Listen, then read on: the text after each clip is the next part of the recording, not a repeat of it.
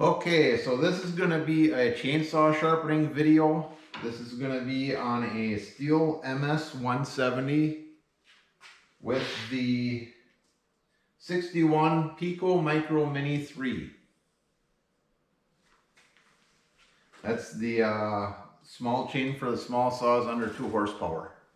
Okay, so I got this sharpening kit for sharpening chainsaw chains. It's got instructions. It's got a round file and guide. It's got a tool for finding your angles and doing your depth gauges. And it's got a flat file for the rakers. Number for this kit is 5605-007-1027. And it's from Stihl. I actually got this one at Ace Hardware. Okay, so the instructions that come in the kit. It's got your quarter Pico, quarter inch, 3/8 Pico, 325, 3/8, and 404. And it's got your number 1 is your file diameter that you're supposed to use for the chains. Number 2 is the angle you're supposed to hold the file as you're sharpening.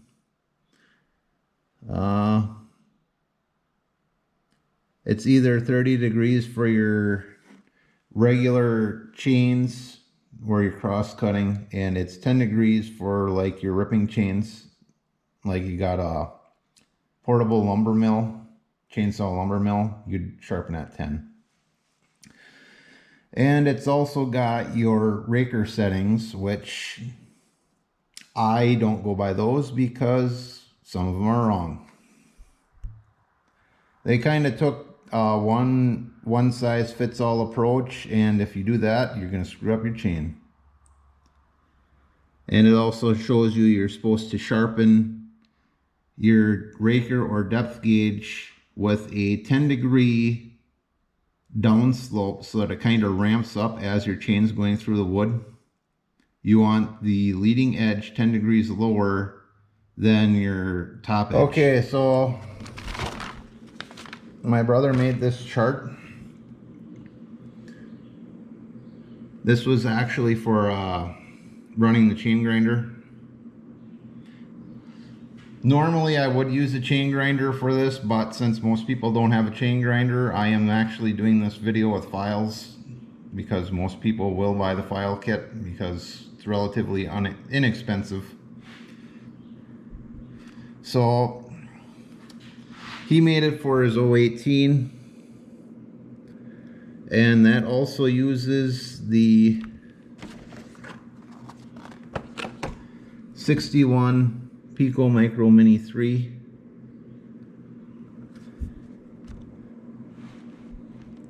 Semi-chisel chain, 3/8 Pico Micro Mini, 043 is your gauge.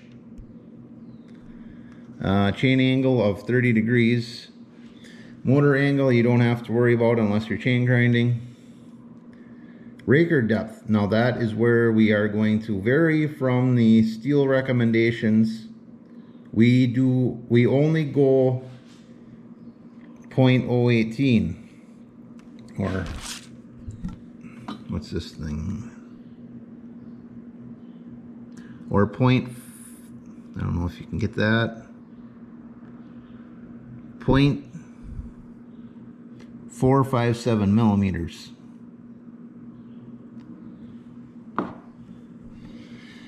Because that is what the new ones come at. If you take them rakers down too much on this chain, it's only rated for 2 horsepower, you will snap this chain.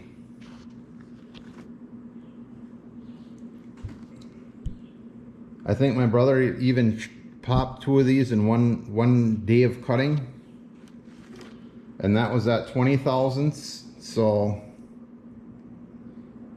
if you think you're doing yourself a favor and making your saw cut faster by going to 25, you're just going to snap your chain. So you're probably wondering where you get 18 thousandths from. Well, here's a brand new chain in the box. Never been ran.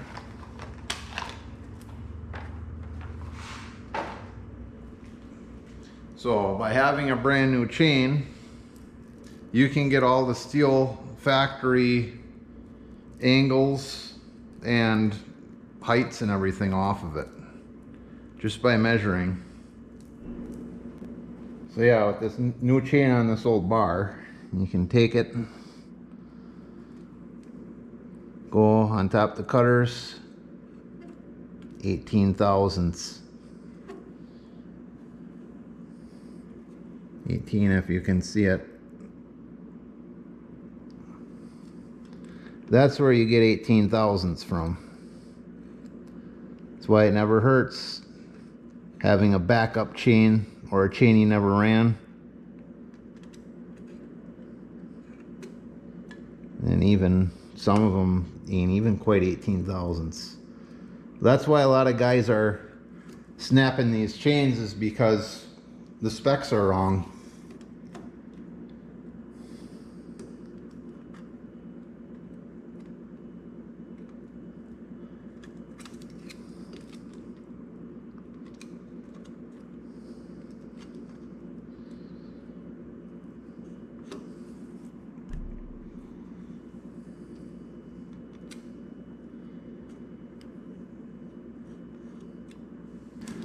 Okay, now this is another thing. If you have a MS-170, MS-180, 181, 171, this series of saw that uses this small chain, I do recommend having an extra chain with the saw. If you got a case, throw it in your case, because there is a possibility of snapping the chain. And if you're out somewhere cutting and you only have one chain, you're going to be skunked. That's going to end your day right there. You can't resharpen a broken chain. I mean, you're done. That's all there is to it. Okay, so we gotta tighten the chain. So you back these two bar nuts off. You can see the saw head dropped right there. This one I upgraded to the side access chain tensioner.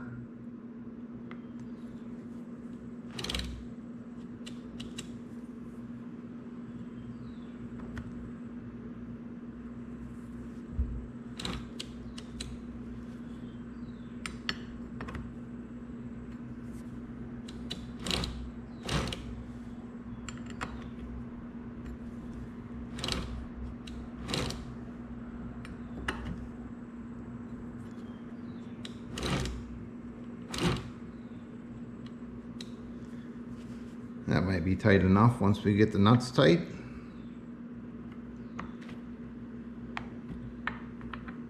And don't go cranking down super hard on these nuts. They are in plastic and you can strip the studs out.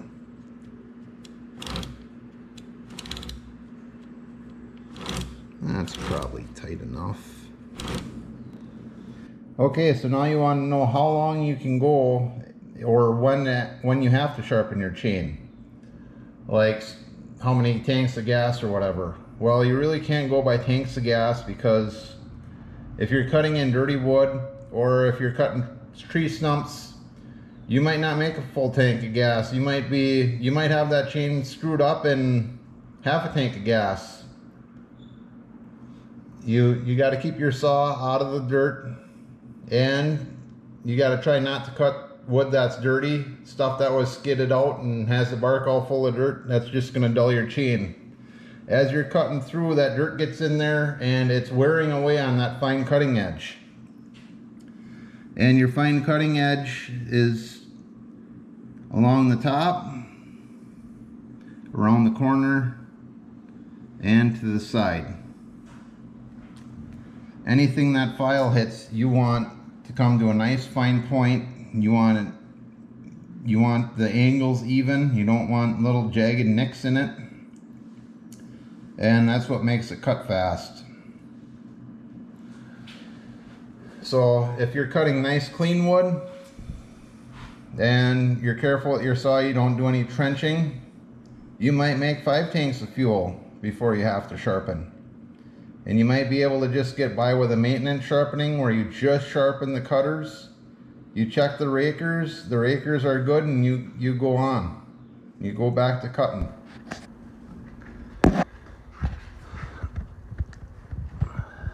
Okay, so I'm kind of looking at this chain.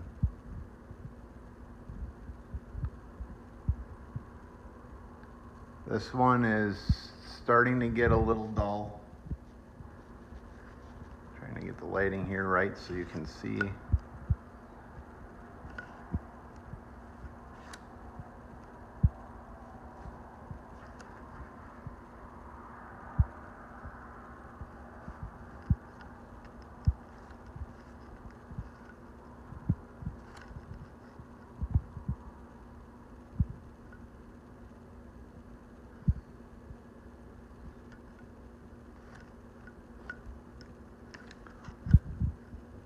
You should also be wearing gloves when you do this.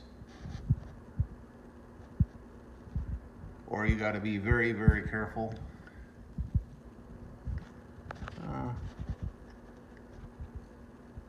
That one you can kind of tell it a little bit. I'm actually using my phone here because it's better at the fine detail than the GoPro. That one you can kind of tell it.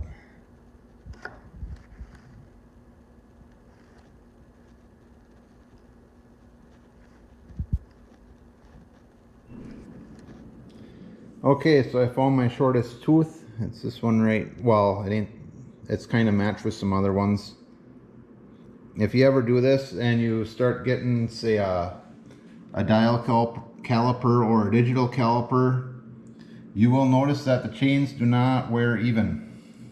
So this whole, oh, you got to take so many strokes off and all this and that, it's true to a point, but you got to kind of accommodate for the difference in wear as you're going. So I did mark the shortest one. You can see it's black. I marked it with a black Sharpie right there. And the measurement of the shortest ones were 0.240 inches. I don't think this thing has, well, maybe it does have metric.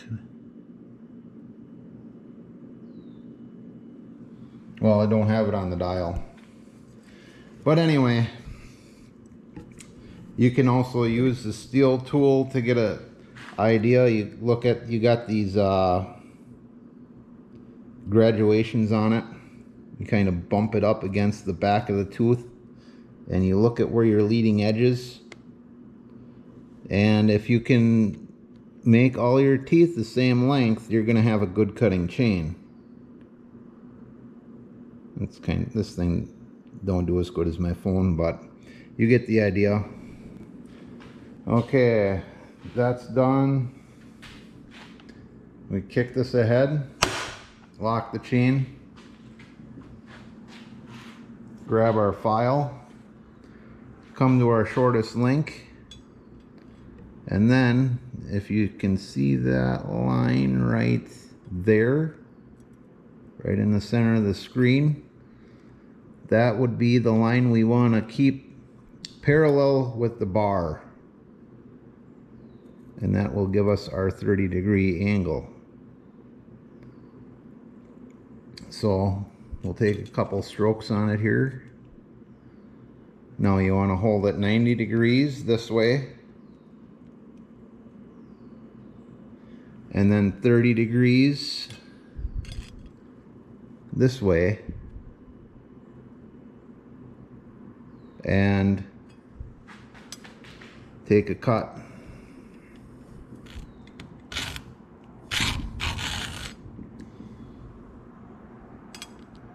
We'll give her 3.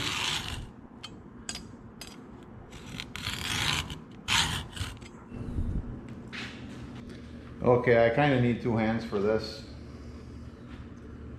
I gave it 3, but the top edge didn't come clean. So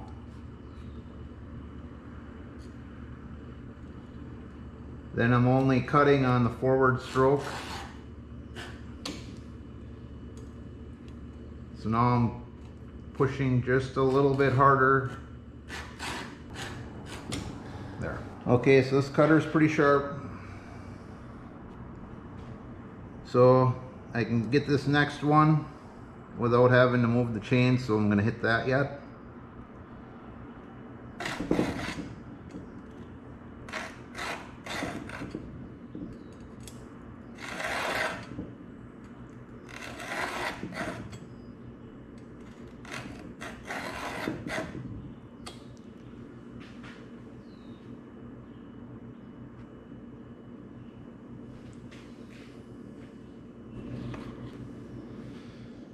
Okay, so I gave this next tooth 5 strokes, kind of like I did on the first one, but the first one was the shortest tooth, so this one needs a couple more.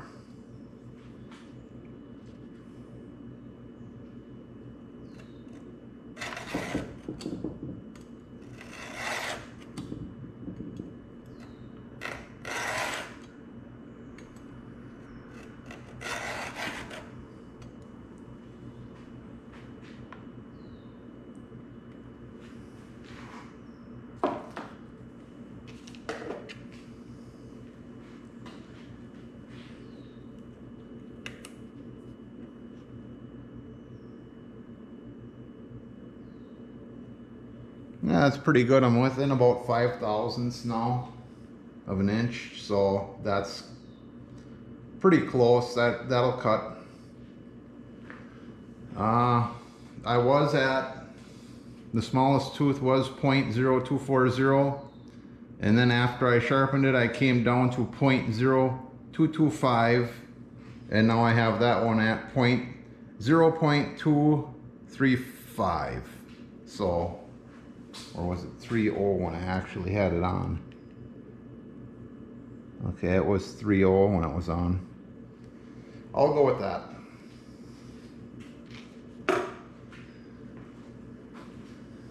Now you just pull this to reset the chain brake. Grab it by the last link you sharpened. Be careful so you don't cut yourself. Okay, so I got all the right hand cutter sharpened. So now it's time to go take the saw out of the vise, give it half a turn, and clamp her back down. You could do it the other way if you had good access from this side, but since it's easier, I'm just gonna flip the saw around and do it that way. You gotta find what's gonna work for you, and that does go for guides, guides and measuring, basically. And you could make it through in a pinch with this, and just find what line you need. This is probably metric, I'm thinking, these lines, I don't know. It don't matter, just as long as they're all the same line. That's all that matters.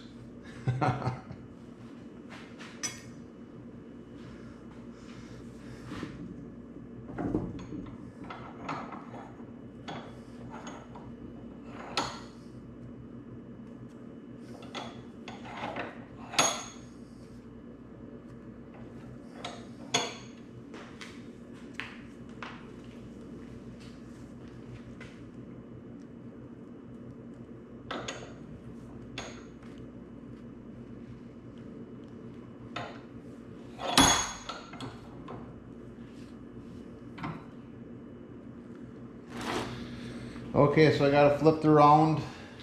I could look for the shortest link, but we knew what our shortest link was on the other side, and we want them all around the same, so we're going to try and shoot for 0.225 inches on all the links all the way through all the cutters.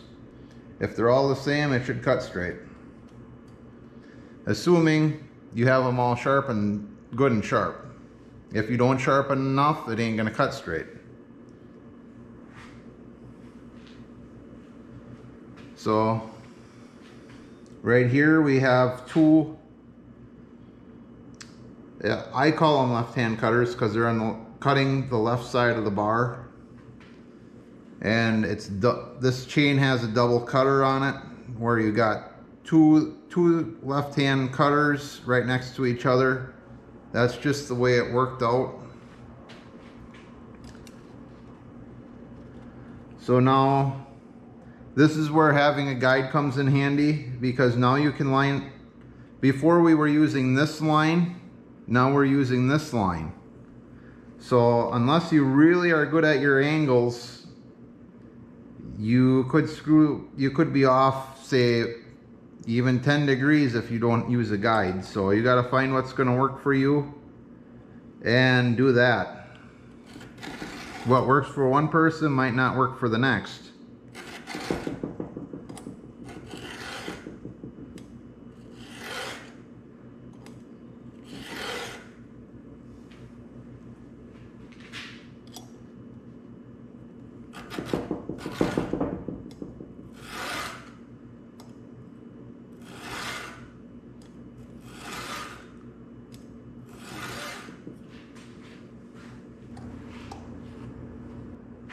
Okay, last cutter. Nothing like getting to the last cutter.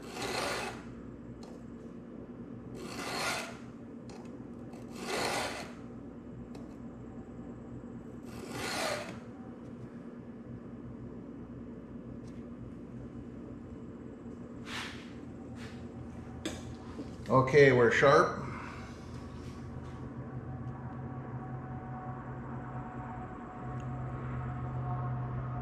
Give her a couple more strokes. I'm about 5 thousandths big.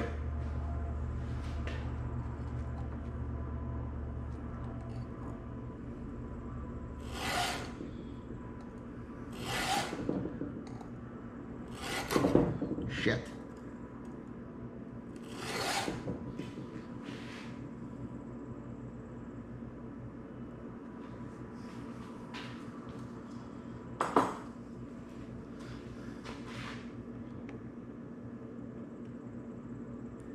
There we go.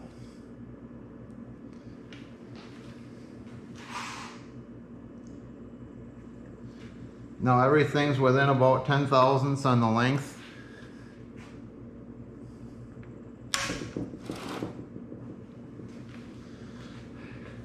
Another thing you can do once you got them all sharpened is kind of go and look for fresh steel on all of them.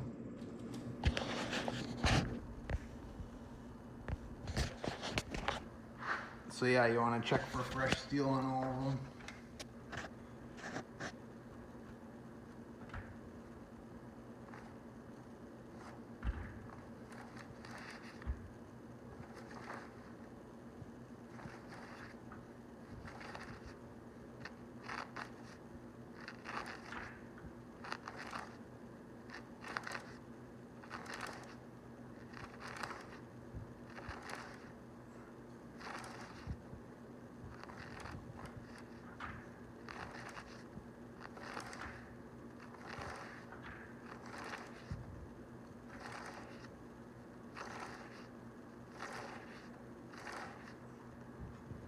And they look pretty good.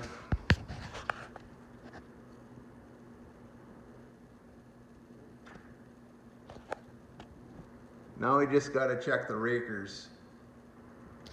If your rakers are too high, the saw is going to want to just wind but not cut. So you don't want that. If they're too low, you got a real good chance of snapping this chain, or you might even have to hold it up the whole time you're cutting. Take the weight of the saw off of the chain, or it's going to try taking too big of a bite. You don't want that either. Ideally, all you have to do is guide the chainsaw through the wood. All you got to do is steer it. Or if it ain't perfect, maybe a little bit of down pressure on it. That's a lot easier than holding the power head up while you're in the cut. While you're in the cut, all you should have to do is guide it through, keep your hands on in case it tries to kick up at you. And it should be the easiest time actually, because you don't have to lift the chainsaw. Okay, so the rakers could come down a little bit on this chain. What I do is I take a tri-square. Now you want to go take your flat edge of your steel part of your ruler, put it on top the cutters. Take your feeler gauge, 18 thousandths, and try and fit it in right over the raker or the depth gauge.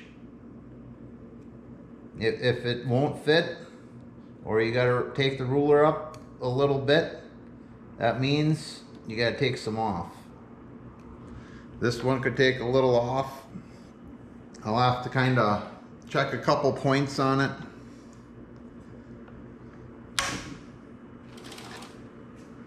Just kind of give it a random move and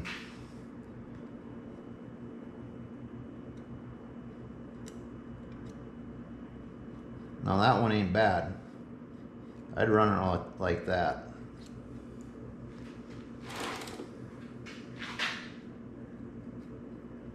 But ideally we don't want this thing too aggressive. Yeah, no, that one's actually loose. We don't want it too aggressive because what we want is a high speed, low torque transfer of power as you're cutting the wood on this one.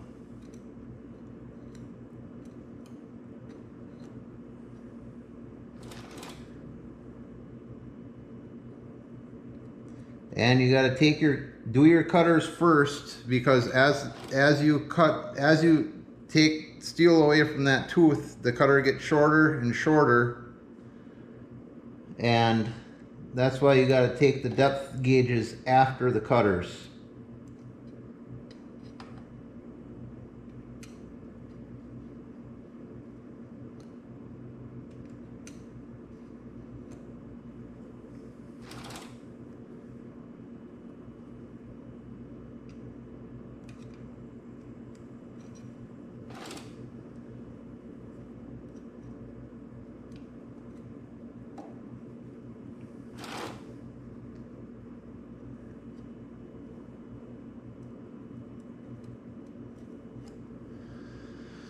I'm going to say it's probably close enough. There's some that are high and there's some that are low, so overall you should probably run this thing, see how it's cutting, and go from there. If it don't feel quite aggressive enough, or if you're getting fine sawdust, take them down. Now that the chain is sharpened, back these off.